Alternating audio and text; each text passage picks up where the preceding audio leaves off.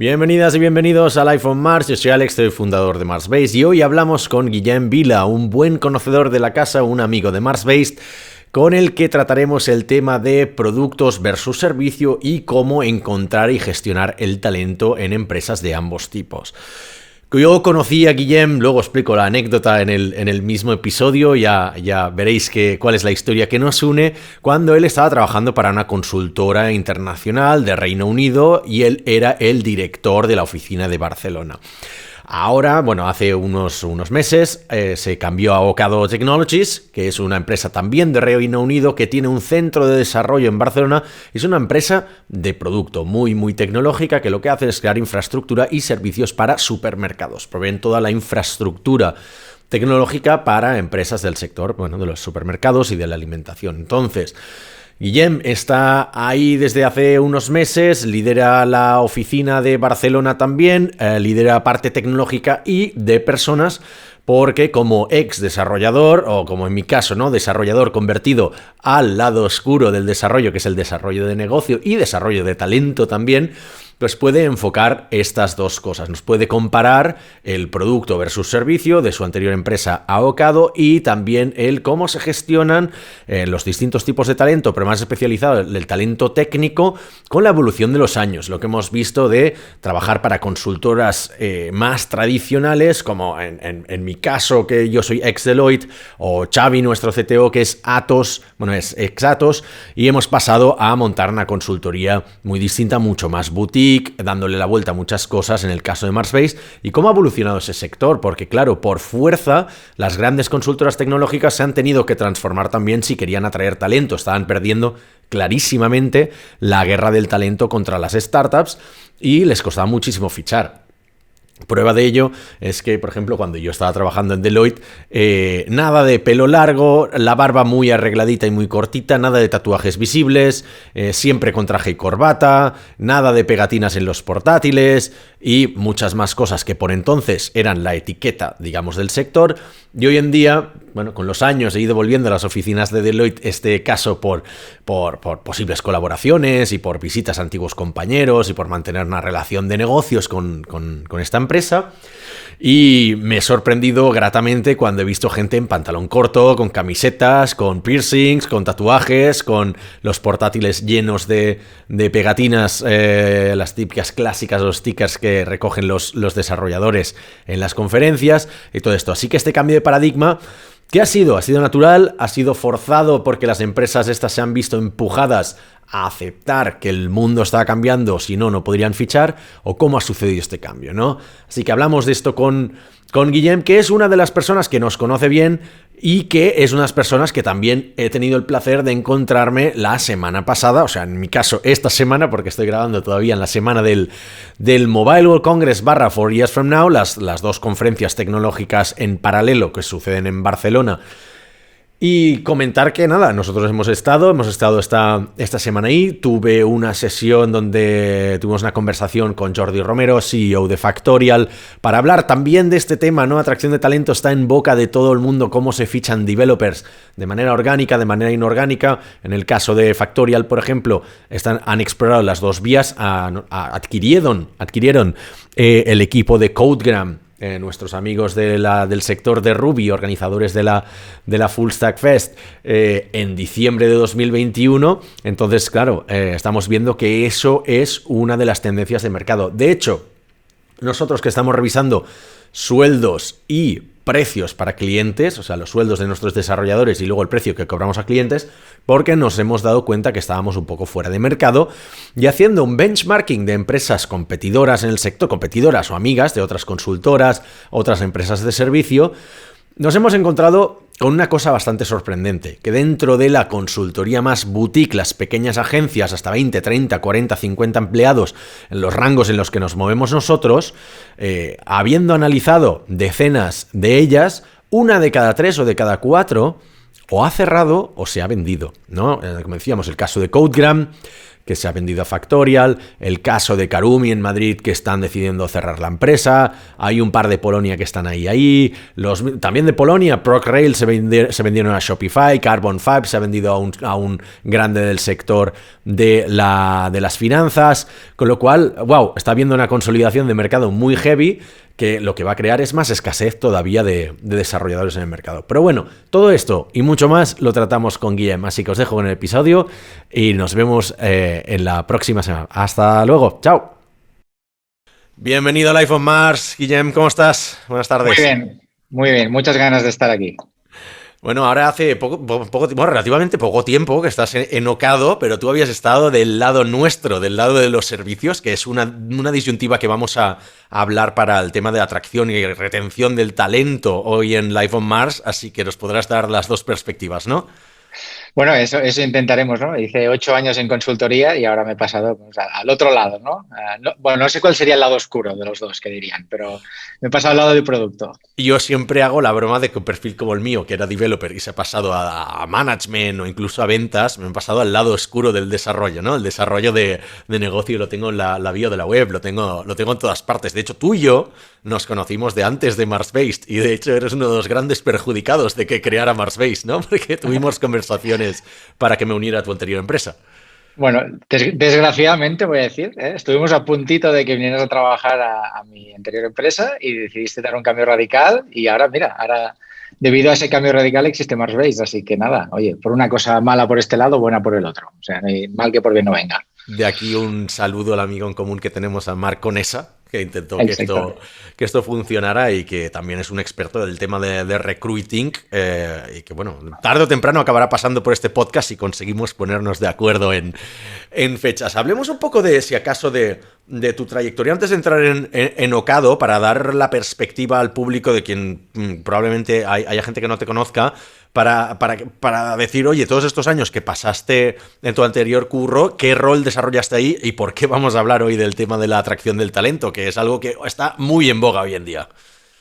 Mira, sí, tiro un poquito más para atrás incluso. Yo soy ingeniero informático de la Universidad Autónoma de Barcelona y digamos que mi carrera profesional empezó con toda la parte pues de desarrollador. Al final yo era desarrollador de Java, luego pasé a ser un director de equipo, luego pasé a dirigir un proyecto, etcétera, etcétera, ¿no? Entonces un día decidí que quería probar fortuna al extranjero, me fui al extranjero, empecé a trabajar con una empresa inglesa en el mayor proyecto que tenían en su momento, hasta que un día crecimos tanto que dijeron, oye, tenemos que crear otro centro de desarrollo. ¿Dónde podemos crear ese centro? Y dije, oye, Barcelona creo que es un gran sitio para esto. Además, yo era de aquí, tenía ganas de volver. Me encargaron la tarea de crear un centro de desarrollo para consultores, una empresa que se dedica al marketing digital, tecnología en el marketing digital, consultores, y dijeron, oye, pues Barcelona fue un buen sitio. Decidimos abrir el centro aquí hace ahora 10 años, hace ya 10 años, y nada, empezamos a crecer aquí en Barcelona. Entonces, tuve la suerte de dirigir y construir desde cero un centro de desarrollo para consultores en Barcelona, hasta unas 30 y pico personas, más o menos, durante 8 años. Pues todo lo que es la atracción del talento para la consultoría, después toda la atracción del talento para llevar clientes a nivel local o internacional, etcétera, etcétera, hasta que hace año y medio decidí dar un giro a mi carrera. Quizá había estado ya demasiados años en la consultora, ¿no? O había estado muchos años en una misma empresa y necesitaba probar alguna cosa nueva, así que apareció Ocado en mi camino, después de una pequeña pausa, que siempre va bien, respirar y tomarse un tiempo libre. Así que decidí coger el reto de llevar Ocado a nivel local. Me uní a Ocado hace año y medio, en plena pandemia, para dirigir el centro aquí. Éramos unas 160 personas cuando entré, ahora ya somos casi 200. No, éramos 120 cuando entré y ahora somos ya casi 200. Y ahora incluso ya pues tengo una responsabilidad más a nivel global de ver cómo son todos los centros de desarrollo en Ocado, ¿no? Así que el talento, que es tanto, ¿no? Esta palabra que se repite tanto estos días, es mi pan de cada día. O sea, mi único objetivo es cómo atraer el talento, cómo asegurar que tienen lo que necesitan, que se dedican a programar, a crear productos, que es lo que mejor saben, y se pueden olvidar del resto de las cosas, ¿no? Que a veces las empresas les llenamos las cabezas a los desarrolladores y a la gente de producto con otras cosas, cuando lo más importante es darle espacio a ellos para que se dedican a lo que saben, que es pues crear productos o programar o la tarea que sea en concreto. De hecho, hoy, mira, inicialmente cuando empezamos a concebir este episodio, había pensado como tú y yo tenemos un rol bastante parecido, ¿no? Venimos de ingeniería informática, hemos pasado a hacer desarrollo de negocio, a hacer hiring también. Era como un hablar de este rol que ha ido apareciendo esporádicamente a lo largo de los 50 episodios, ya que tenemos 50 en castellano, 50 en inglés del podcast de Mars Based, que siempre aparece alguien con ese perfil, ¿no? Igual que pues mi buen amigo Alex González, que igual pues Marco Oliveras, que fue el CTO de Tiendeo y ahora está en Bumble, igual que pues Sergio Gago, que ha pasado por Cinio y ahora está en Moody's. O sea, son como gente que hablamos los dos idiomas, ¿no? Negocios y tecnología.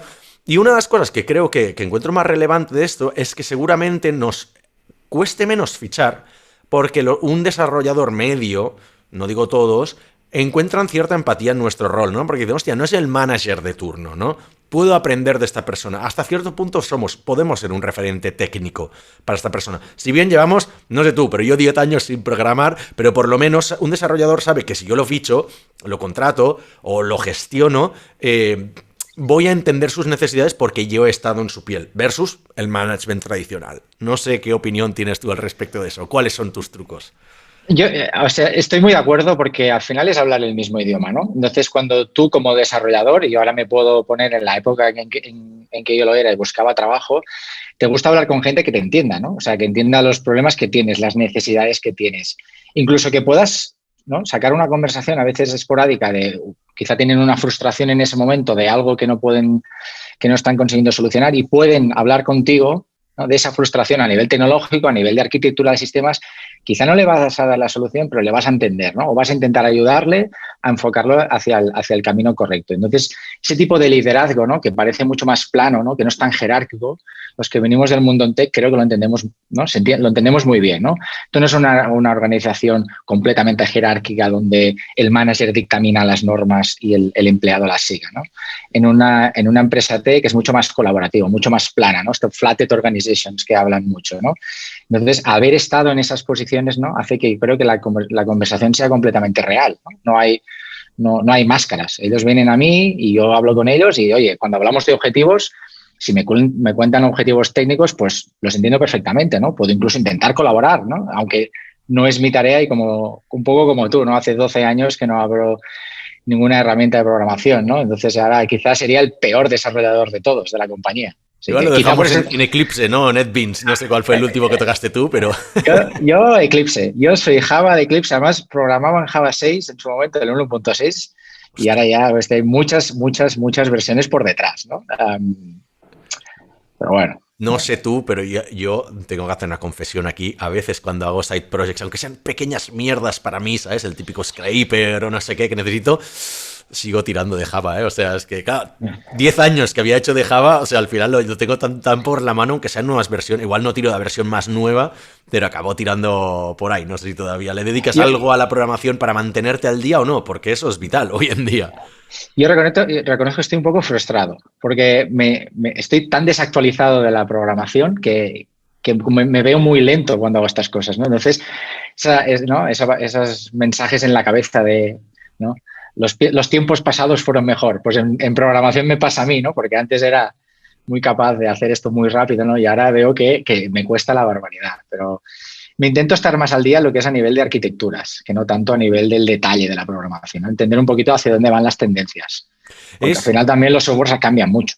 Y es uno de los retos de la carrera un poco de manager, ¿no? Que llega un punto en el que tú quieres seguir apegado y aferrado a la tecnología para decir, hostias, por un lado, porque soy un puto friki y quien tuvo, retuvo, ¿no? Por otro lado, para seguir teniendo el respeto de decir, ostras, quiero tener conversación con la gente que está en mi equipo y que sepan que yo les puedo entender si me hablan de el modelo MVC o si me hablan de conflictos en librerías de Rails o de lo que fuera.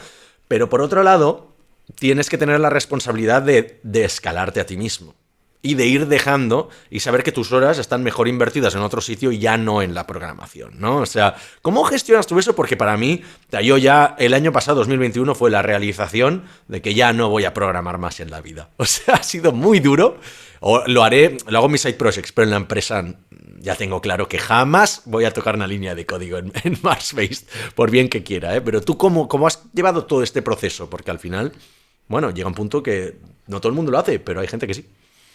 Bueno, en mi caso fue el salto a Ocado. Yo cuando Vale. estaba en la empresa anterior, en la consultora, éramos más pequeños, ¿no? Éramos unas 30 personas, ¿no? Llevábamos a clientes y siempre tenía esa capacidad incluso de, ¿no? de coger líneas de código y, oye, ha habido un problema, vamos a debugarlo todos juntos, ¿no? A veces esa sensación de casi un peer review, pero sin serlo, ¿no? O estar mucho más cerca de la arquitectura. Al saltar a Ocado, a saltar a una organización de 125 personas en ese momento aquí, ¿no? Todas mis tareas al día a día se transformaron en tareas más de recursos humanos, ¿no? Más de entenderlos a nivel de gestión de personas, a nivel de gestión de equipos. Y eso te aleja mucho del día a día, ¿no? Al cabo de 6 meses ya me di cuenta que estaba muy alejado del producto y que no era capaz de poder programar. Entonces ya yo creo que fue la realización de decir, mira, vamos a dejarlos a ellos. Además, en mi empresa actual separamos mucho lo que es la gente tecnológica de la gente digamos, de gestión de equipos para que no haya tantas interferencias y puedan trabajar, digamos, más libres. Entonces, fue incluso la propia organización que me dijo, mira, aquí está el equipo técnico, aquí está el equipo de producto, aquí está el equipo de data y aquí está el equipo de management, ¿no? Y están separados, tenemos una interrelación, pero no estás en el día a día con ellos. Entonces allí ya me di cuenta que ya podía desinstalar Eclipse, que ya no valdría la pena que lo tuviera en el ordenador. Eso fue forzado, por tanto no ha sido por voluntad propia. Bueno, a mí me gusta, ¿eh? Yo reconozco que cada día mi perfil es más enfocado a las personas. Ahora ya siempre digo siempre digo que lo único que importa son las personas.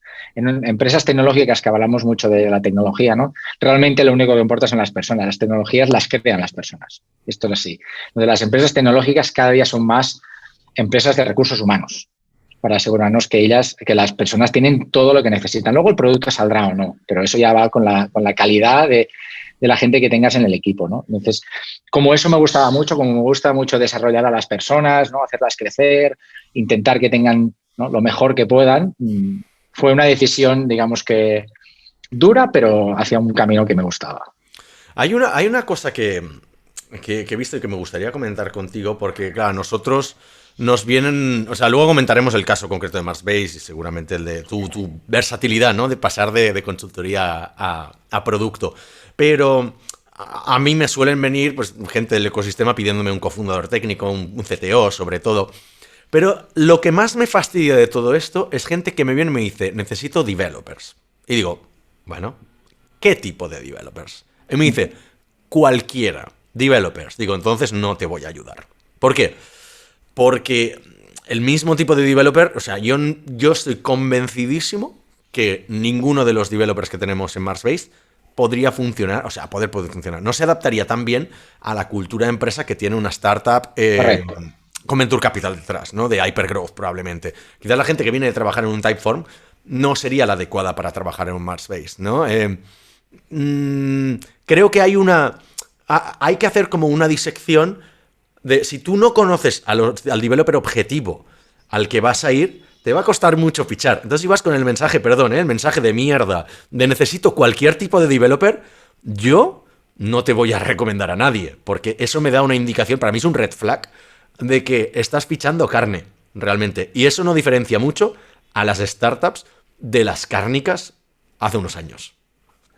Creo que, ¿no?, la frase cuando la decías me sonaba necesidad, ¿no? Es decir, fichas desde la necesidad. ¿Correcto? Necesito, Sí. necesito un desarrollador. Pero bueno, vale, tienes una necesidad, me queda muy claro, pero nada, estoy 100% de acuerdo contigo. Al final, la cultura de empresa y las maneras de trabajar son casi tan importantes como la capacidad técnica de los desarrolladores. Entonces, saber enfocar muy bien qué tipo de desarrollos buscas, ya sea a niveles de tecnología, pero también a nivel de cómo va a encajar dentro del equipo, ¿no? ¿Qué tipo de maneras de trabajar o progresión laboral buscan estas personas? ¿Qué retos les motivan, ¿no? No es lo mismo trabajar en una startup, como decías, que con un crecimiento exponencial delante, que trabajar en una corpo o trabajar en empresas de producto o trabajar en empresas de consultoría, ¿no? Eso no solamente son las capacidades técnicas puras, que es un developer, ¿no? Y ya solo con la frase developer entiendo que ya podríamos entrar en tecnologías y en niveles y en muchas cosas, ¿no? Pero yo creo que cada día más se busca toda la otra parte, porque al final, una de las cosas que siempre digo es que, no se me entienda mal, pero la parte del desarrollo es la más fácil del proyecto. La parte más complicada es la creatividad, ¿no? Tú tienes un problema y tienes que buscarle una solución. Cómo la empresa enfoca la búsqueda de la solución de un problema que tienen que hacer a nivel tecnológico, habla mucho de cómo se trabaja, ¿no? Pues mira, aquí trabajamos de una manera en concreto, ¿no? O metodologías de trabajo, o cómo nos gusta llegar a las soluciones, etcétera. Yo creo que eso es súper importante. Y sí que hay una diferencia, no es un perfil lo mismo, un perfil de consultora, que buscará un tipo de carrera que una persona que trabaja quizá más en una empresa de producto.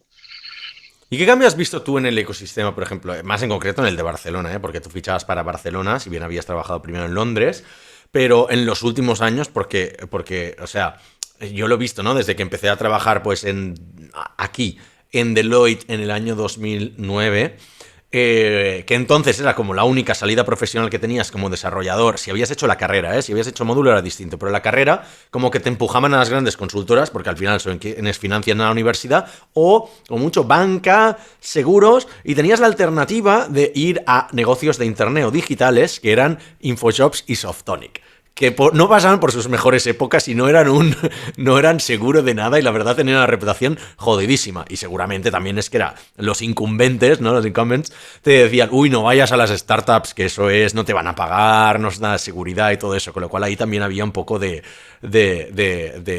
techo este de cristal, ¿no? Seguramente, o de gatekeeping. ¿Qué evolución has visto tú? Porque tú habrás visto también que con los años cada vez la gente le interesaba menos entrar en consultora. No sé si eso os lo encontrasteis en vuestras propias pieles.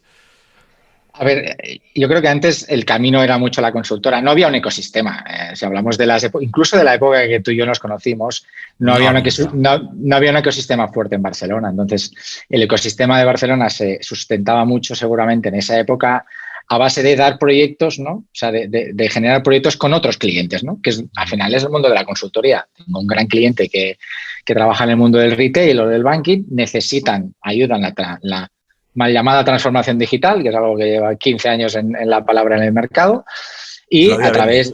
Todavía, sí. La transformación digital es la... ¿Quién no hace transformación digital, no? Hoy en día. ¿No? Al final es... ¿no? Vendíamos a través de dar servicios a otros. Entonces, si tú querías crecer laboralmente, ¿qué pasaba? Se iba, ¿no? La fuga de talento, ¿no? que se hablaba hace 10, 12 años a las Alemanias, ¿no? Que había mucha parte techie en la zona de Múnich, luego evidentemente Inglaterra, ¿no? O sea, la gente se iba. Uh-huh. Yo creo que el cambio es que ahora cuando sales de la universidad tú puedes buscarte una carrera profesional a largo plazo, ¿no? Sin pensar en esa idea de me tengo que meter en una consultora 5 o 6 años, explotarme, que es lo que se nos vendía en esos momentos, ¿no? Aquí trabajarás mucho, pero crecerás mucho. Y luego saltar a un trabajo que me gustaría, ahora ya no, ahora es al revés. Ahora aquí sales de la carrera, ¿no? Con esa idea de que tienes un ecosistema que puedes decir, vale, a mí, ¿qué intereses me mueven? Y aparte del tecnológico, me interesa la consultoría por conocer otros proyectos, porque la consultoría también tiene una parte muy buena, por cierto, que te expones a muchos proyectos y ganas mucho conocimiento. O me interesa más crear un producto desde cero, o me interesa más, ¿no? Crear una startup, o ir a una enterprise que ha abierto un hub tecnológico aquí, ¿no? Te da una capacidad de opciones que antes quizá no tenías, ¿no? Y ahora, bueno, claro, ahora manda la gente que sale de la universidad, ya no mandamos nosotros. Ahora yo antes decía que la gente venía a echar el currículum, ahora es al revés, ahora vas a buscarlos, a ver si quieren venir a trabajar, ¿no? Es completamente otro mundo. Es que, de hecho, eso es uno de los cambios que ha pasado, ¿no? O sea, antes las consultoras tenían la sartén un poco por el mango, han perdido ese poder completamente en pro de las startups, que han sido las que introdujeron todo nuevos sistemas de trabajo, aceleraron el cambio en metodologías, en tecnología, en frameworks, en distribución de los equipos, en workflows, en organización, en cultura de empresa, o sea, muchísimas cosas. Pero yo no sé tú, pero estoy viendo en muchos casos muchos vicios de las antiguas consultoras en las nuevas startups, sobre todo en caso más de scale-up, cuando ya la startup, digamos, pasa una serie A, empieza a fichar directivos con, bueno, este es ex Accenture, ex Vodafone, ex Bankia, e empiezan a implementar las mierdas que hacían tan aburrido el corporate, ¿no? O sea, es que también hay cosas buenas, hay que decirlo, pero veo y algunos son clientes nuestros que veo de scale-ups que, hostia, que sus empleados fichan, o que ya les cuentan las vacaciones, o que ya no tienen los privilegios que tenían en fase mucho más seed, más inicial, que ya son un número, que empiezan a encontrarse todas estas vicisitudes de las grandes corporate y las empresas que no molaban tanto. Entonces, por eso digo que, hostia, me parece que son como ciclos y no sé yo, pero estoy empezando a ver que a un desarrollador le depende del tipo de desarrollador, para volver a lo que decíamos antes, encaja mejor en una etapa que en otra. Entonces, quizás el desarrollador corporate de entonces, o que venía de gran consultora y estaba cómodo ahí, ahora se encontraría bien en una scale-up. Pero no te vayas a una startup seed o pre-seed. Asegúrate que tengas series A o series B, ¿no? Yo creo que en este caso también, o sea, tú puedes adoptar cualquier vicio, ¿no? Del pasado, ¿no? Que dices, seguramente estas startups ahora que están cogiendo estos vicios de las corporate de antes. Pero al final el mercado te va a dictaminar, ¿eh? O sea, tú puedes coger una manera de trabajar que si no es lo que está buscando la gran mayoría, tu pool de candidatos se va a ver muy reducido. Ahora dices, vale, ¿no? Este tipo de empleado, ¿no? Debería ir hacia este sector. Vale, bueno, haz un estudio de mercado y piensa en las maneras de trabajar, ¿no? Y cómo nosotros queremos trabajar, qué cantidad, ¿no? O qué pool de candidatos podemos atraer en el mercado, porque esto es hipercompetitivo. O sea, la competitividad a día de hoy va al nivel del empleado, ¿no? Y del talento, no va al nivel de la empresa per se. Casi ahora hay mogollones de startups, ¿no? Y un mogollón de compañías tecnológicas. Vale, pues ¿qué tipo de empleado quiero atraer? Por la manera que yo quiero trabajar, ¿no? Yo no sé si, ya te digo, yo creo que la consultoría sí que ha cambiado muchísimo, que es el que más controlo yo. Sí que la consultoría de hace 10 años a la de ahora es mucho más diferente. Se han adaptado, se han dado cuenta que o cambias las maneras de relacionarte con el empleado o te vas a quedar solo.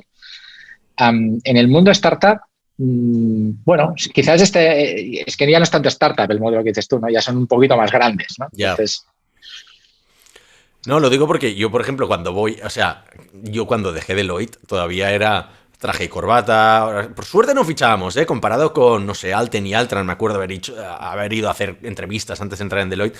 Por lo menos en Deloitte no se fichaba, pero los horarios eran como muy estrictos, tenías guardias, todo el mundo hacía horas extra. Yo no, porque siempre era un punk y encontré el proyecto en el que no había que hacer horas extra y me escaqueaba como un campeón. Pero veía como, pues lo del tema del traje, es que incluso en agosto tenías que ir con traje y corbata, ¿sabes? Que igual en agosto te dejaban quitarte la chaqueta en la oficina, ¿sabes? O sea, era como una locura, no sé si te dejan quitarte hasta la corbata, haciendo como un exceso en la oficina. Y veías al cliente que llegaban chanclas y bañador, porque luego se iba a la playa, y dices, qué hijos de puta, ¿sabes? Pero bueno, dicho esto, ahora voy a las oficinas de Deloitte, porque por otras cosas me han llevado ahí. Veo a Peña pues con tatuajes, con pelo largo, los managers también con tatuajes, con barba, que antes no podías llevar ni barba, ¿sabes? Cuando era, o sea, una barba como la tuya, como la mía, no podíamos llevarla en el 2009 ni hasta en el 2011 en Deloitte. Pantalón corto, camiseta, ¿sabes? O sea que, hostia, han cambiado, o sea, se han visto muy entre la espada y la pared porque si no, no ficharían. ¿Tú cómo viste, o sea, qué tipo de persona ibais a fichar vosotros en vuestro anterior curro cuando estabas haciendo consultoría? Porque lo hemos dejado aquí como una idea flotando, pero aterrízamelo un poco. O sea, teníais identificado cuál era vuestra persona ideal, ¿no?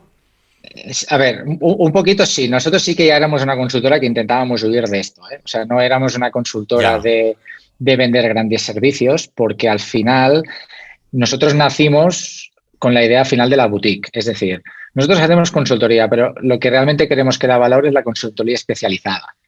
Entonces, que además creo que es una tendencia de mercado, por cierto. Incluso dentro de las grandes, ¿no? Las propias grandes ya se están como subdividiendo y algunas incluso serán nombre propio, ¿no? Y branding propio, aunque luego son Accenture o lo que sea, pero serán una entidad propia porque al final lo que tú quieres para camuflar que no sean Accenture. Sobre todo las divisiones de innovación tienen otro nombre para que no piensen es Accenture, pero en verdad es Accenture, ¿sabes? Pero bueno, yo creo que está bien también es un shift, ¿no? Cultural. Lo que estás intentando hacer es plantear una cosa diferente. Entonces nosotros ya íbamos por esa línea. La línea de decir, nosotros vamos a trabajar con grandes clientes, o sea, y trabajamos con Corte Inglés, con Puig, con Renfe, o sea, eran entidades, digamos, incluso tradicionales, ¿no? Corte Inglés y Renfe, pues quizás de las empresas más tradicionales que pueda haber en el Estado español. Pero incluso nosotros queríamos llegar de una manera diferente, porque si tú al final te vas a presentar como el mismo tipo de empleado entre los que van a ser las tradicionales consultoras, ¿no? Los Accenture, Everest, ¿no? KPMG, etcétera, etcétera, y nosotros, o Capgemini, si huele igual, sabe igual y tiene la misma pinta y todo es igual, ¿con quién te vas a quedar? Con el que ya conoces, ¿no? Exacto. Entonces, hacer algo más disruptor, nosotros llegamos ahí y quizás hace 12 años que no pongo un traje, o sea, ya ni me acuerdo la última vez, ¿no? Pero llegábamos allí y nosotros decíamos, yo no te vendo a vender mi imagen, me tengo a venderte mi conocimiento. Entonces, lo que sí que hacíamos era gente muy potente, gente que tuviera muchas communication skills, que los que gestionaban al cliente final, al final, fueran personas que pudieran entender, hablar pues muy fluido en las conversaciones y que fueran personas técnicas muy buenas. Porque si vas a una boutique, el tema es que la persona que va a la boutique no es el preventa que va a aparecer allí y no vas a volver a ver en tu vida. No, no. El que yo te traigo es el que vas a ver durante todo el proyecto. El empleado tiene que dar la cara. O sea, depende del modelo y depende del proyecto, ¿eh? Pero si eso yo lo veo, o sea, nosotros estamos trabajando en un proyecto para el Barça y justamente pues Juan, que es nuestro desarrollador, que está en el Barça, tío, da la cara como el que más. O sea, aunque yo gestiono el proyecto, pero él ya se pone ahí en la reunión, empieza a explicarle al cliente que si los deploys por aquí, las tareas por allá, y digo, hostia, si a veces me quita trabajo a mí, y digo, no, ya lo has explicado tú de puta madre. Pero eso no hubiera sucedido en un esquema más tradicional de consultora donde solo habla el project manager, luego hay mucho efecto teléfono, ¿no? Y eso, de hecho, quería preguntarte, o sea, el mismo criterio de selección que tendríais también como unos red flags quizás de gente que mencione esto en la entrevista, igual no van a ser un buen fit, ¿o sí? Yo creo que están muy enfocados a las culturas de trabajo, ¿eh? O sea, vuelvo al tema del cultural a nivel de empresa.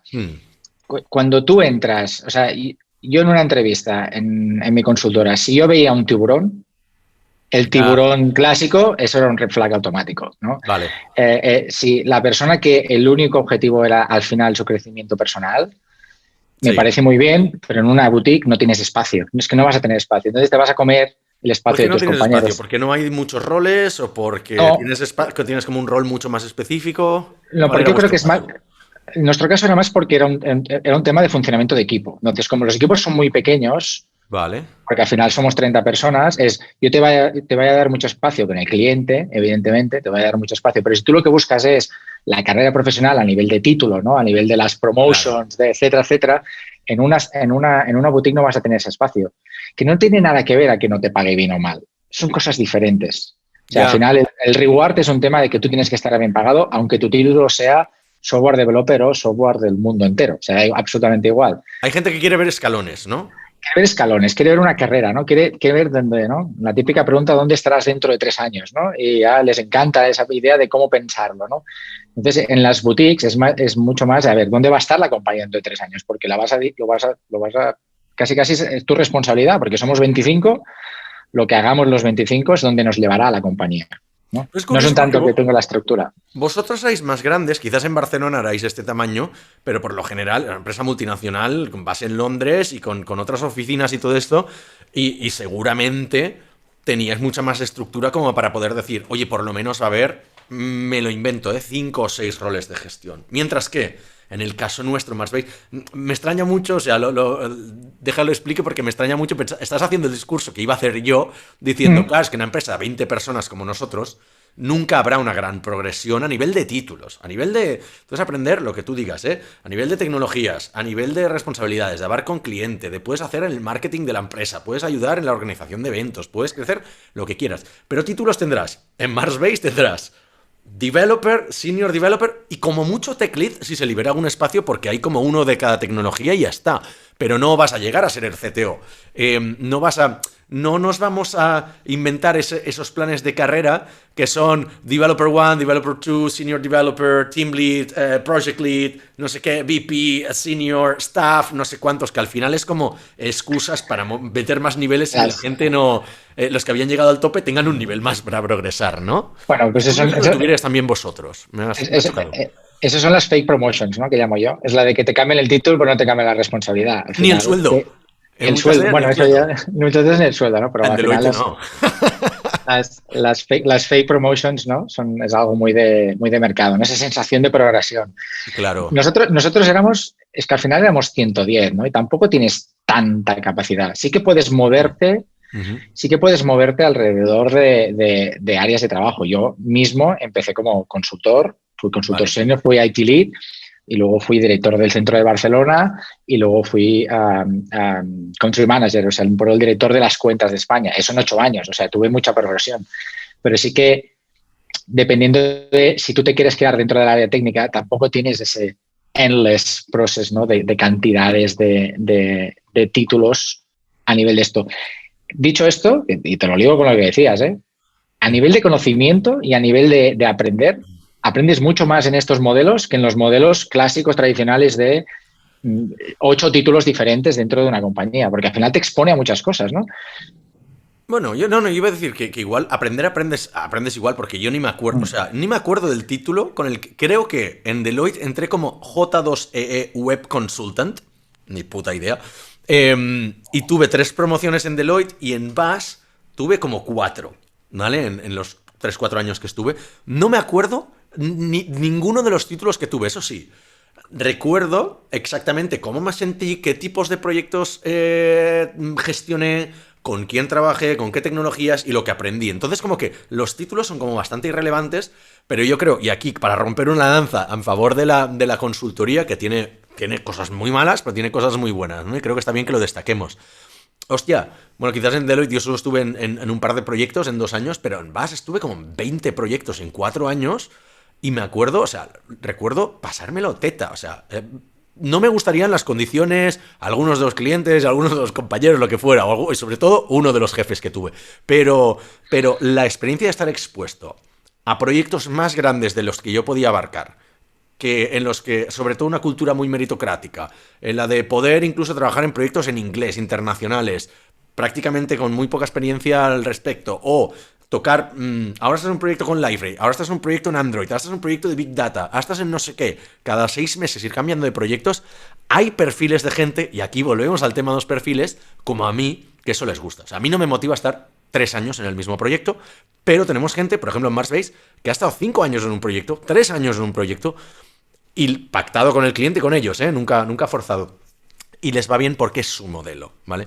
Pero en el mío, por ejemplo, a mí me iba bien cada 6 meses ir cambiando de proyecto, o cada año, ¿sabes? Por decir. Entonces, volvemos al tema de qué tipo de desarrollador buscas, ¿no? Porque nosotros hemos identificado que nos gusta la gente que viene aquí y dice, no, es que mi idea es la de tener un trabajo que no se interponga en mi vida, que pueda trabajar mis 8 horas al día, con un horario muy marcado, con unas condiciones buenas y donde me valoren, ¿no? O sea, que no tenga mucho estrés. Al final somos una consultora, tienes que dar la cara, pero somos una empresa que no hacemos horas extra, por ejemplo, incluso pues, no sé si lo tenemos por contrato, pero no las hacemos ni los socios, ¿no?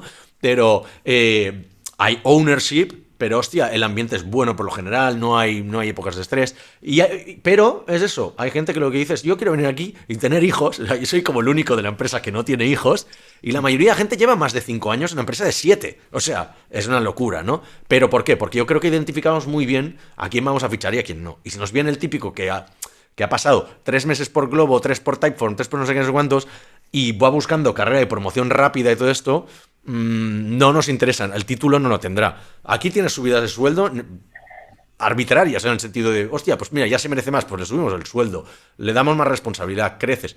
Pero hostia, esos escalones, esa ficha de personaje de rol en el que vas ganando niveles, no es la cultura que tenemos aquí, ¿no? ¿Tú has visto mucha diferencia entre consultoría y producto, que es donde estás ahora? Yo creo que cada vez se parecen más, ¿eh? Y quizás por la competitividad del mercado, ¿no? Quizás antes sí que era más exagerado esa diferencia. Siguiendo un poquito lo que te estás diciendo, ¿no? Al final Marsbase es una empresa consultora, pero, has dicho, consultora, pero no hacemos horas extra, nos gusta hacer, o sea, que al final, ¿no? Dentro de un gran tipo de empresa, como puedes llamar las consultoras o los de productos, hay muchas variedades dentro, ¿no? Entonces, lo que tú marques cómo va a ser la empresa es lo que va a definir el tipo de empleado que acabas entrando, ¿no? Pero sí que es verdad que es curioso, ¿no? Esos juegos mentales que nosotros tenemos, porque para mí es lo mismo, ¿no? Cuando hablamos de consultora, ¿no? A veces le ponemos un pero para no hacer horas extras, ¿no? Y dices, no, oye, ¿por qué? Es que no deberían hacerlas, pero como todo el mundo la hace, es un estándar de mercado, ¿sabes? Exacto, pero al final es eso que dices, ¿no? O sea, se puede hacer consultoría y que el empleado se siente realizado, que el empleado no tenga que hacer horas extras, o sea, que se pueda hacer ese tipo de empresas a nivel de consultoría. Y yo creo que cada día se están pareciendo más las de consultoras a productos. Correcto. Sí que es verdad que una de las grandes diferencias que yo marcaría, al menos, entre lo que es consultora y producto, que al final el producto estás en el desarrollo de un producto normalmente durante mucho tiempo. No tiene mucho sentido que te vayas a una empresa de producto para estar 8 meses, porque no te va a dar tiempo ni a participar en el roadmap, ni a modificarlo, ni a estar desarrollando algo que ves evolucionar, ¿no? En las empresas de producto, ¿no? Esa sensación casi de tener un hijo, bueno, no tengamos, ¿no? Tú estás creando un producto que a veces tarda mucho y ver cómo va cambiando, cómo va evolucionando. En las empresas de consultora, por el otro lado, muchas veces los proyectos son más cortos, porque desgraciadamente tienes un cliente que te pide unas deadline, aunque ahora ya hay consultoras que son capaces de fijar la idea de no tener un deadline, ¿no? O nosotros. Como vosotros, por eso te la he dejado para que me sigas, Sí, pero sí a ver, que siempre hay sí, algún deadline, pero por lo general se está acabando la idea de los proyectos fijos que no tenían ningún tipo de sentido. Pero bueno, perdona. pero a veces cuando piensas en consultora, ¿no? Piensas en esa idea de, no, es que hay que entregar en 3 meses ese proyecto al Banco Sabadell, ¿no? Ya, ya, Entonces ya. es en plan, en esas ideas lo que sí que te da es exponerte, lo que dices, ¿no? Pues Sí. trabajar en muchos clientes. Yo cuando dirigía la consultora de aquí, la sede de España, pues en los 8 años que la dirigí quizá vi, no sé, 40 o 50 clientes, ¿no? Y eso, claro, te expone a una cantidad de conocimientos y te expone a experiencias, que para mí es la gran parte de la consultora. O sea, ir a 3 clientes, coger experiencias y ir al cuarto cliente y decir, no, no, es que esto ya lo he visto allí. Es que Mm. esto ya me lo he encontrado, ¿no? Y una empresa de producto puedes tener el bias del vicio de haber siempre visto lo mismo, ¿no? Hay gente que está 8 años en una empresa de producto y realmente solo conoce una manera de hacer una cosa, ¿no? Porque es la que ha pasado en esa empresa. Y de Siempre hay hecho, pros y cons. y veo que hay mucha relación entre, por ejemplo, en la cantidad de innovación que puede hacer una empresa y cuán longeva es, ¿no? Porque, por ejemplo, en una empresa más pequeña, yo entiendo que haber entrado en Marsbase en sus inicios, igual teníamos a un cliente interesante, pero trabajábamos mucho más para startups que igual a días del MVP ni tan siquiera lanzaban porque es que se quedaban sin dinero a mitad del desarrollo y nunca llegábamos a lanzar el producto y eso creaba como cierta frustración. Lo vivimos el primer año o dos, como 3 o 4 proyectos que no salieron. O sea, desarrollamos, íbamos a lanzar o igual lanzaron, no tuvieron ni usuarios y tuvieron que chapar. Entonces, la sensación de frustración del developer es un poco una mierda porque dices, joder, llevo 6 meses currando en esto, 8 o 10, lanzamos y este proyecto a la basura, venga, otra cosa. Y eso puede llegar a frustrar. Por otro lado, claro, con los años hemos ido ganando clientes de más reputación o más grandes que ahora haces un proyecto para Ford o para HP, ¿no? Y tienen un impacto a nivel mundial. Entonces dices, hostia, trabajar para startups igual ya no es tan lo que molaba antes, porque dices, igual quiero trabajar en proyectos que tengan un impacto, decir, hostia, estoy ayudando a HP o a Ford, perdón, a hacer este tipo de proyecto. Que eso es una de las cosas que da la consultora, pero también da el producto. Hay una intersección ahí interesante en que cuando trabajas en una empresa de producto, como puede ser Ocado, en vuestro caso, o yo qué sé, cuando tendremos dentro de poco al CTO de Typeform, ¿no? Aquí, y vamos a hablar de esto, en el que el impacto de un developer que acaba de entrar en la empresa probablemente ya toque código que esté afectando a millones de usuarios. Y eso, según qué consultora no te lo da, o según qué startup tampoco te lo da, tiene que ver no con el sector, tiene que ver con la longevidad de la empresa. A mí hay un gran consejo que me dieron hace un par de años, que es que en el mundo tecnológico lo más importante cuando hablas con los desarrolladores, ¿no? Y con los empleados es cómo podemos hacer la tecnología tangible. Porque al Vale. final, ¿cómo podemos hacerla real? Porque a veces, ¿no? Lo que nos acostumbra a pasar es que hacemos, ¿no? Y nos puede pasar tanto en empresas de producto como en consultoras, ¿no? Que hacemos cosas que desaparecen en el infinito, ¿no? No acabas viendo dónde están, ¿no? Porque lo que dices, no acaban saliendo a producción porque es una startup que se ha quedado sin dinero o acaban siendo sidekicks projects que no acaban de funcionar, ¿no? O acabas desarrollando cosas, ¿no? Uno de los grandes problemas que pasa a veces con los hubs tecnológicos, que desarrollas cosas que acaban implantando solamente en Japón. Y dices, bueno, yo no he visto, o sea, lo que estoy haciendo yo, ¿qué impacto tiene, ¿no? Y el desarrollador lo que le gusta al final es que hay un impacto en la sociedad por motivos A o B y también que hay un impacto en el producto, ¿no? Que eso está muy bien, que en las de producto se puede hacer muy bien, ¿no? Que es cómo influenciar en el roadmap, ¿no? A través de, oye, esto que estoy creando he sido yo la persona que ha traído esa idea, que en la consultora a veces cuesta un poco más, ¿no? Porque las cosas están más fijadas por un cliente, ¿no? Pero a mí me gusta decir esto del tema del tangible porque creo que es muy importante que, ¿no? Dar herramientas a la gente tecnológica para que vea que lo que están haciendo va a algún sitio, ¿no? Tiene una razón de ser. Bueno, pero eso también linka con, o enlaza, perdón, estos anglicismos, enlaza con lo que decíamos antes de los tipos de desarrollador. O sea, yo sé de buena fe que dentro de la empresa tenemos varios distintos y uno de ellos dice, no, yo lo que quiero es proyectos cortitos, tipo e-commerce, cosas así, CMS, que los implanta rápido, se empiezan, se definen, se acaban y a otra cosa. Y hay gente que dice, no, yo quiero estar en proyectos estos largos, farragosos, de refactor, de cambiar, de quitar una tecnología antigua y poner otra, de romper un monolito, ¿sabes? De cambiar un framework, de hacer sharding de bases de datos porque ha escalado demasiado, pero, hostia, entonces no son compatibles. Entonces el tema del impacto creo que es un tipo de... Quizás es el tipo de desarrollador que encaja mucho más en producto porque quieren ver el impacto de sus acciones. Pero igual los otros van más a proyectos de mantenimiento que les interesaría estar... También hay desarrolladores que les mueve la pasta. O aprender de un CTO de primer nivel. O hacer mucho open source. O sea que realmente hay muchas categorías. Igual en producto estamos llegando a la conclusión de que les gusta más, son los desarrolladores que buscan más impacto en lo que hacen, ¿no? Yo creo que en producto sí que hay mucho impacto en lo que hacen. Pero igualmente lo que te diría es que al final es dentro de una empresa, y sobre todo cuando creces mucho, ¿no? Al final, Ocado, que somos 190 y Mundial somos 2.400. O sea, imagínate la cantidad de gente tecnológica y de producto y de data que hay detrás, ¿no? Yo creo que estoy de acuerdo que hay mucha gente, ¿no? que puede tener, digamos, necesidades diferentes en lo que quieren hacer, ¿no? Pero es que esas necesidades también les va a ir cambiando, por cierto. O sea, no es las mismas que tienes hoy, que dentro de un año quizá te has cansado de romper ese monolítico que dices para crear microservices y dices, yo estoy harto de esto, me quiero ir a otra cosa. Entonces, yo creo que la clave aquí, y ahora te preguntaréis cómo lo hacéis en Marsbase, si lo hacéis bien, es sobre todo las tecnológicas tienen que trabajar muy bien el movimiento lateral, que al final es cómo puedo asegurar que un desarrollador, ¿no?, se mueva lateralmente dentro de una compañía con velocidad, ¿no? Yo he oído mucho... Es movimiento lateral, lo digo porque a mí siempre me ha sonado como un poco movimiento lateral al lenguaje que me han vendido las grandes, pero igual, seguro que en la audiencia hay gente que no entiende. El movimiento lateral sobre todo es promover mucho el internal hiring dentro de los propios equipos. Es decir, si hay un equipo que se dedica a voz y yo me estoy dedicando a, no sé, a la parte de e-commerce, y ahora de repente hemos creado dos equipos que están dedicando a temas de search and voice, asegurar de que esas personas se puedan mover allí, promocionar mucho el internal hiring. Porque al final, esa persona que la mueves de un equipo A a B, es verdad que no tiene el conocimiento del nuevo equipo, que quizá en el exterior tendría, pero estás promoviendo mucho el cross collaboration, ¿no? Asegurar que el conocimiento de un lado se vaya a otro. Yo creo que las americanas, ¿no?, las tecnologías americanas cada vez hacen más esto, ¿no? Yo había leído cosas de Google, de que incluso a los 2-3 años forzaban el movimiento lateral, ¿no?, que te forzaban a moverte a otro equipo para que no te quedaras estancado dentro de tu área de conocimiento. Y yo creo que aquí a veces pecamos de esto.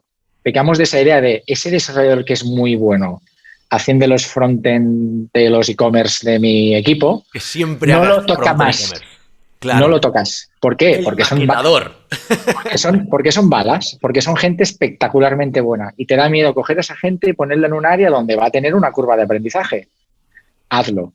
Mi consejo a mí es hacerlo. Porque igual no lo mueves y se va de la empresa, ¿sabes? Porque claro, se te va a ir es que solo me quieren aquí para... Ahora estamos entrevistando a un chico, por ejemplo, que yo lo conocí, pues y ahora siempre se quedó como el maquetador, ¿no? Y digo, hostia, pero quiere moverse a desarrollo de JavaScript. Digo, hombre, pues aquí podrías hacerlo, ¿no? Yo creo que eso también tiene que ver con el tamaño de la empresa. O sea, una empresa más grande puede hacer menos excepciones. Por lo típico, si me pongo a hacer excepción contigo, ¿por qué no tengo que hacerlo con estos? Entonces, lo único que estamos haciendo bien en Marsbase es que somos pequeños y podemos ir uno a uno y hacer excepciones todo el rato, y al contrario, lo que no hacemos es reglas.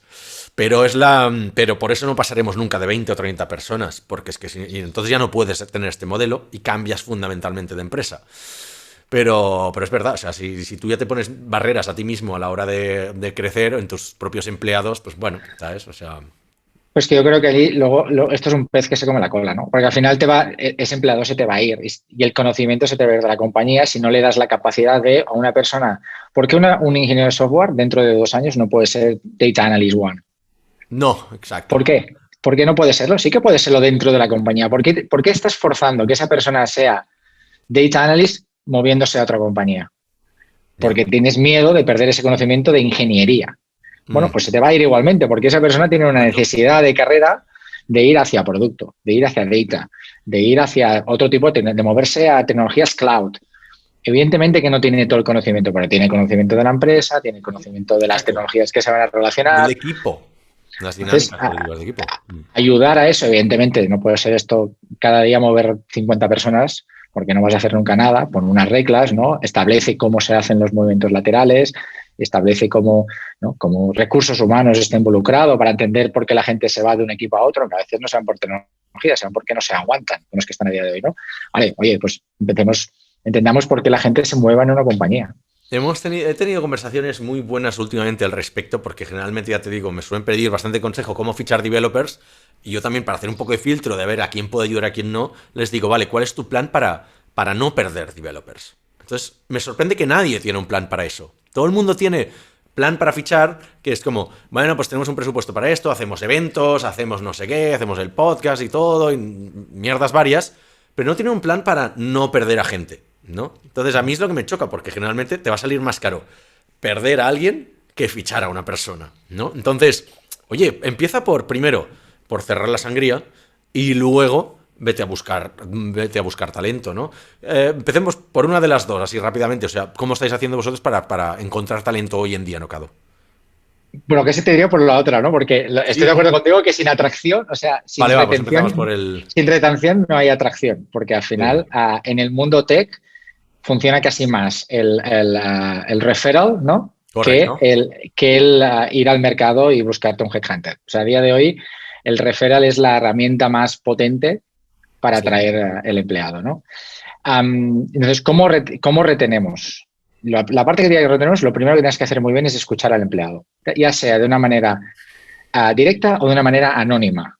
Darle herramientas al empleado para que pueda dar feedback, ¿no? Nosotros tenemos, por ejemplo, en Ocado tenemos herramientas para calcular el NPS del empleado, ¿no? Como herramientas como Peakon, por ejemplo, donde cada semana al empleado le pedimos feedback de diferentes áreas, ¿no? Para entender qué están pensando. Tenemos herramientas de feedback a nivel de equipos, ¿no? De 360 feedbacks, etcétera, para entender muy bien qué está pasando en cada momento. Porque si no sabes lo que está pasando, ¿cómo vas a actuar? ¿no? Porque al final actuamos por tendencias de mercado, ¿no? Y es como, es que ahora los salarios no se pagan bien. Bueno, ¿lo sabes o no? O sea, ¿no se están pagando bien en tu empresa o porque te dicen que no se están pagando bien, tú crees que no se están pagando bien, ¿no? ¿Cómo lo puedes saber? Entonces, tener mucho dato, ¿no? Tener mucha información, ya sea interna o externa. Yo creo que es lo más básico. Y luego, una cosa que me gusta decirle a mi jefe, pues no sé si lo va a ver, pero bueno, no habla castellano, pero si no se lo traduciré, que en Ocado le hago mucha énfasis a la frase del time to upgrade, ¿no? Que es la idea de, desde que tú detectas una necesidad, ¿cuánto tardas en solucionarla? Porque cuanto más tiempo pases en hacerlo, más se te va a crear ese problema. Entonces vas a tener un problema de comunicación, que es el gran problema, ¿no? Si tú tienes un problema porque crees que tus empleados se están quejando de que no eres suficientemente flexible en el mundo híbrido. Si no vas de vuelta rápido, proviendo datos o dando una solución o dando más flexibilidad, el proceso te va a crecer. Y al final vas a tener un problema en tus maneras de trabajar, aunque quizá no lo tenías. Pero como no has sabido actuar a tiempo, pues el problema se te va a ir creciendo, ¿no? Entonces yo creo que sobre todo tener herramientas para coger feedback de los empleados es súper importante. A nivel de tipo de cultura de empresa, de comunicación, de management, de liderazgo, ¿hay algo en concreto que quieras destacar, que creas que estáis haciendo bien o que se hace más en producto que no se hacían en servicios, por ejemplo, y que esté funcionando especialmente bien para hiring o para retención? A ver, diferencia entre producto y consultoría no te diría, porque aquí te diría que sí que es un tema de cultura de empresa, ¿eh? O sea, la cultura de empresa yo creo que es la más importante. Clarísimamente. Creo que definir muy bien los valores de la compañía y creértelos a muerte. O sea, si no te crees tus propios valores de la compañía, no te va a funcionar. Entonces, nosotros hacemos mucho, nuestros valores hablan sobre el trust, collaboration and craftsmanship. Cada vez que haces una acción con los empleados, tiene que resonar esto. Sin decirlo, ¿eh? Porque unos valores escritos en una pared no valen nada. O sea, los valores van con la acción que haces. Si tú en tu pared pones trust, es que no tienes trust a tu equipo. Excelencia, que lo tienen todas las grandes, tienen excelencia, ¿no? Trust, collaboration. ¿Por qué tengo que escribirlo? Porque no te lo crees. Entonces, cuando lo escribes es que no te lo crees. Entonces, todo este tipo de acciones yo creo que es muy importante. Y yo creo que en la compañía donde estoy ahora, el concepto de trust es uno de los que estoy más creo que está funcionando mejor, ¿no? Es la idea de creer que los empleados, ¿no?, lo que están diciendo es real, ¿no? Intentar dar las mejores soluciones. Luego nos equivocaremos o no, ¿eh? Luego tendremos la policy correcta o la policy no correcta, ¿no? Pero creo que esa parte de todo el feedback que nos llega a hacer, nosotros hacemos reuniones mensuales, town halls a nivel de toda la compañía. O sea, tú le puedes preguntar anónimamente al CEO de la compañía si quieres una pregunta, la que te dé absolutamente la gana, pública, que todo el mundo lo ve, ¿no? Entonces, toda esta parte de comunicación, de trust, de la comunicación sea lo más abierta que se pueda, creo que lo hacemos muy bien. Luego hay otras áreas de mejora. Es que cuando decías esto, digo, es una de las cosas que las startups han hecho bien, que ha sido que finalmente hacer algo con la cultura de empresa que hasta hace 10, 15 años, al menos en España, eran palabras escritas en las libretas de la gente o en la pared cuando entrabas en la empresa, ¿no? Excelencia, puntualidad, calidad, no sé qué. Dices, ¿qué significa esto? No sé, porque no hacemos nada de esto, ¿sabes? Pero al menos las startups sí que han llegado a definir bastante más este tema. Yo creo que se hace mucho. ¿Cómo trabajáis? Y una pregunta más específica. ¿Cómo trabajáis el tema del liderazgo? Porque hoy en día, o sea, la gente al final, sobre todo en el mundo tecnológico, no deja los trabajos, deja a sus jefes, ¿vale? ¿Tiempo? Y creo que es una de las cosas que a mí también me ha representado y hablándolo con la gente al final dicen, es que esto, mientras esté bien en un trabajo no me voy a ir a la que venga un jefe que me toque los huevos, o se vaya el jefe al que yo admiro, voy a cambiar de curro. Y de hecho muchos se van con el jefe nuevo o sea, con su jefe antiguo, perdón, al nuevo trabajo, ¿no? ¿Trabajáis algo específicamente así dentro de Ocado? ¿O mira, hay un par de cositas que te diría. Lo primero que nosotros hacemos es separar completamente las estructuras, ¿no? Que contaba antes, de la estructura tecnológica de la estructura de negocio. Nosotros nos organizamos en unas estructuras que se llaman streams, que al final son áreas de desarrollo, ¿no? Pues, por ejemplo, ahí está toda la parte del e-commerce, ¿no? Toda la parte de robótica, que se llaman handling robotics, etcétera, etcétera, ¿no? Digamos que son áreas tecnológicas. Todas las áreas tecnológicas, con sus diferentes líderes, son gente técnica. La gente de recursos humanos, los directores de las oficinas, etcétera, estamos separados en un grupo que se llama Central Team, ¿vale? La función del Central Team es única y exclusivamente dar soporte y el país, no liderar. Mi trabajo es mucho más de servicio que no de liderazgo. Entonces, claro, sé que hay muchas estructuras, ¿no?, por internet que hablan creo que se llama Democratic Leadership y Surveillance Leadership, ¿no?, que es evidente de los líderes que son siervos de sus empleados, no sé si es la palabra correcta la traducción, pero esa idea de dar soporte, ¿no? Y al final, donde el crecimiento del líder se basa exclusivamente en el crecimiento de sus equipos. Mi crecimiento no va sobre lo que yo hago. No tengo una tarea concreta asignada dentro de mi producto de ingeniería. Mi crecimiento va si el equipo técnico y de producto de data crece, pero sin estar dentro del equipo. Es decir, ¿cómo puedo yo ayudarles desde un lado, desde fuera, para que ellos crezcan, ¿no? Yo creo que esa es una cosa que ayuda mucho para entender estas organizaciones mucho más planas. Yo no voy a la oficina a decir mañana, oye, vamos a hacer A, B o C. Nadie me va a hacer caso. Es que incluso me van a decir, no es la organización que tenemos. De hecho, pues es eso, es agarrar el calcetín y darle la vuelta, ¿no? Un poco decir, oye, vale, yo estoy como jefe tuyo, pero solo, o sea, en papel, en rol, en sueldo incluso, pero mi tarea aquí es hacerte como de enabler, ¿no? Tengo que potenciarte para que tú puedas hacer tu trabajo, ¿no? ¿Cómo puedo hacer tu trabajo mejor? Porque si tú lo haces mejor, me va a repercutir en mí, va a repercutir en la empresa y sobre todo creo que eso demuestra bastante que trabajáis muy bien la cultura del trabajo y del bienestar del empleado, y seguramente por eso no tengáis niveles muy altos de rotación de empleado. Última pregunta. No, dime. No, iba a decir, y seguramente hacemos muchas cosas mal, y si alguien de Ocado me está viendo y ya lo saben, oye, feedback abierto. O sea, dejemos esas organizaciones... Comentario en YouTube, aquí abajo. Yo lo comentaré con YouTube, porque basta de estas organizaciones de que no se puede hablar con el director, por favor. O sea, a mí que me escriba el que acaba de entrar, que acaba de ser de la universidad, y me diga lo mal que hacemos las cosas. Sí, lo voy a valorar más que la persona que me dice, porque a mí a veces me digo lo mismo. Mi único problema es no saber las cosas que pasan, porque entonces no puedo hacer nada. Si estoy sentado encima en el mundo del teletrabajo, eso ya es la bomba, ¿no? Si estoy sentado en casa y no sé lo que está pasando, ¿cómo puedo ayudarte? Si no es para actuar, claro. ¿Cómo puedo ayudarte? Si yo lo único que quiero saber es cómo puedo ayudarte. Si lo que me vas a decir, lo aceptaré. Perfecto. Pues oye, última pregunta firma del programa, que es la de, bueno, todo el mundo hace cagadas. Entonces queremos compartir cagadas, sobre todo cagadas tecnológicas. Y como tú has sido desarrollador, ¿te acuerdas de alguna en la que me tiras la pata que digas, hostia, esta es mía, la firmé yo, me la comí yo entero y quiero compartirla con el mundo? Uf, Borrado de base de datos de de producción. desarrollo. Bueno, esta no sé ni si lo saben ellos y nada, ahora aquí lo voy a contar a mis Nadie queridos nos amigos, escucha, da igual, o sea que... a mis queridos amigos de Puig. Uno de los proyectos estrella que hice en su momento con la gente de Puig, los que no los conozca, bueno, están aquí en Barcelona, ¿no? Y Sí. llevan grandes marcas de perfumes y de moda. Y un proyecto estrella que hacíamos allí era un gestor de imágenes digitales, ¿no? Al final era un proyecto muy grande y era como una empresa como Puig podía gestionar todas las imágenes y vídeos que la compañía genera. Como podéis imaginar, son, bueno, barbaridades de imágenes, ¿no? Porque al final, en el mundo del luxury, ¿no? Hay gran cantidad de imagen, ¿no?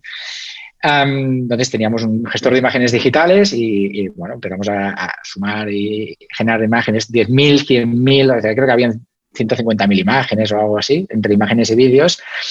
Y con un IT lead de mi equipo, bueno, hubo un proyecto que teníamos que hacer una migración de metadatos, ¿no? De unos campos del setup, ¿no? Lo hicimos todas las pruebas y entonces cuando lo lanzamos en producción no nos dimos cuenta que hicimos un error típico de programación, nos comimos, no me acuerdo exactamente cuál era el error, ahora no, ya hace unos años de esto.